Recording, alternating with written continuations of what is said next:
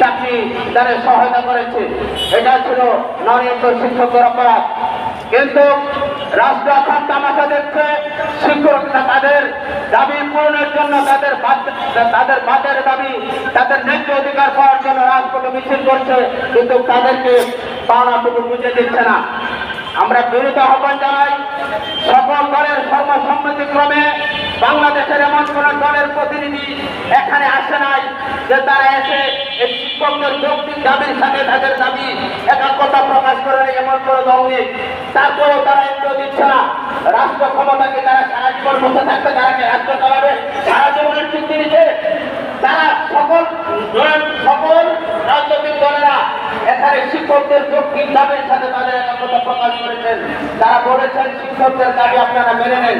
শিক্ষকদের ন্যূনতম বেতন পাতার দাবিতে তারা রাজপথে মিছিল করেছে, তাদের পরিবার অবমুক্ত রেখেছে, তাদেরকে দাবি দেওয়া মেনে নিয়ে তাদেরকে রাজপথ থেকে সরে তাদের শিক্ষা প্রতিষ্ঠানে ফিরিয়ে দেন। কিন্তু তারপরে তারা বিভিন্ন টাল বাহানায় আছে।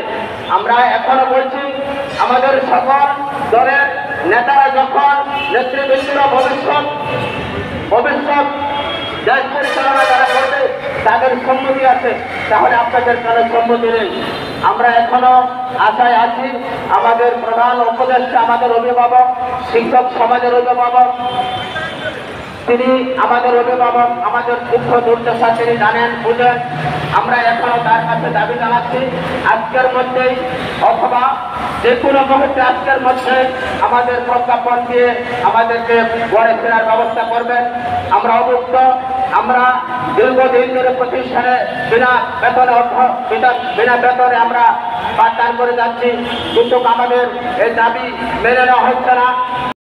ছেলে মেয়ে এনে অভিভাবকের রাজপথে আমরা মিছিল করবো, অভিভাবক এবং ছাত্রদের এনে আমরা রাজপথে মিছিল করবো। তখন আপনারা কোথায় যাবেন? ওটুক আমাদের করাবেন, ওটুকু দিয়ে আমাদের করাবেন না। আমরা বিরোধ আহ্বান জানাচ্ছি, দয়া করে আমাদের এই নৈতিক যৌক্তিক দাবির সাথে সকল দলের নেতারা একসাথে একাত্মতা প্রকাশ করেছেন। এবং কোন রাজনৈতিক দল এখানে আসে নাই, আয়সা এখানে আমাদের সাথে যৌক্তিক দাবির সাথে একাত্মতা প্রকাশ করে নাই।